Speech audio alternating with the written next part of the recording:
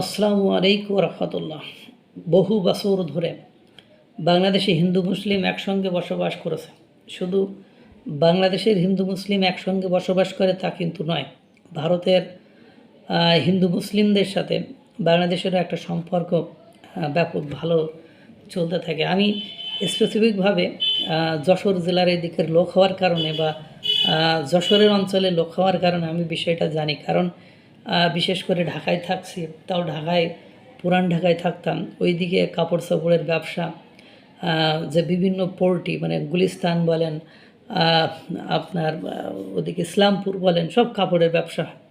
সেখানে গেলেই আমরা দেখেছি ঈদের সময় কী পরিমাণ আবার ঢাকা শহরের মানুষ ভারতে শপিং করতে যায়।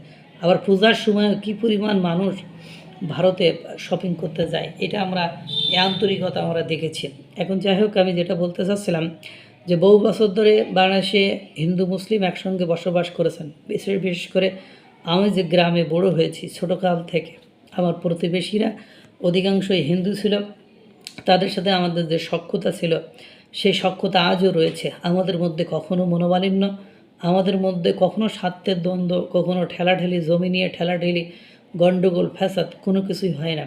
আমরা সবাই সবাইকে অত্যাধিক সম্মান করে সামনের দিকে এগিয়ে যাচ্ছি। আর পুরো বাংলাদেশে ঝোট ঝামেলা হইলেও বাংলাদেশের যদি একদিকে চলে যায়, তারপরেও আমাদের গ্রামে হিন্দু এবং মুসলিমদের পলিটিক্যাল কোনো ইফেক্ট, প্রভাব আমরা কখনো পড়তে দেখি নাই। এবং আমরা একে অপরের মানে পাশে কিভাবে এগিয়ে দাঁড়ায় সেটা বলার অপেক্ষা রাখে না। কোনো মুসলমান মারা গেলে আমি দেখেছি আমার গ্রামের অধিকাংশ হিন্দুরা জানাজার সময় পাশে দাঁড়িয়ে থাকে, কবরস্থের সময় পাশে দাঁড়িয়ে থাকে এবং শেষ অবধি পর্যন্ত থাকে। হিন্দুরা মারা গেলে তাদের শ্মশানে পর্যন্ত মুসলমানরা যায়। এমন একটা প্রীতির গ্রাম আমাদের গ্রামটি। যাই হোক, এটা নিয়ে আজকে আলাপ করেছিলাম। এই জন্য বলেছি যে বহু বছর ধরে বাংলাদেশের হিন্দু মুসলিম একসঙ্গে বসবাস করেছেন। পূজায় হিন্দুদের নাড়ু খেতে আবদার করেন অনেক মুসলিম। ঈদের দাওয়াতে সেমাই খেতে মুসলিমদের বাড়িতে যান অনেক হিন্দু। স্কুল কলেজ থেকে শুরু করে বিপদে আপদে একসঙ্গে পাশে থেকেছেন সবাই। এই যেন দুই দেওয়া এক আত্মা, এরকমই একটা ভাবে এগিয়ে গিয়েছে। তবে এখন যা পরিস্থিতি, তাদের সাম্প্রদায়িক সম্প্রীতি নষ্ট হয়ে গেল।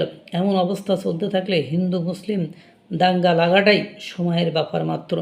কারণ দুই পক্ষ, উভয় পক্ষই উত্তেজিত হয়ে এক এক রকম বক্তব্য দিচ্ছেন, যে বক্তব্যগুলো সাম্প্রদায়িক সম্প্রীতি নষ্ট করার জন্য যথেষ্ট। অন্যদিকে দেখেন, একদিকে এনসিপির এক নেত্রী বলেছে বাংলাদেশের সংখ্যাগরিষ্ঠ মুসলিমদের দেশ, মুসলমানদের দেশ, এখানে হিন্দুদের আর কোনো পূজা পার্বণ, আচার অনুষ্ঠান পালন করতে দেওয়া হবে না, তাদেরকে লাথি মেরে ভারতে পাঠিয়ে দেবে।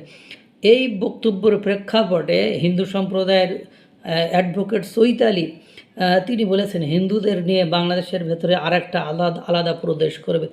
আমি এতক্ষণে যে সম্প্রীতি, প্রীতি, সৌজন্যতাবোধের কথা বললাম, সেগুলো বিনষ্ট করার জন্য এই ধরনের আতেল মার্কা পাবলিকগুলোই যথেষ্ট।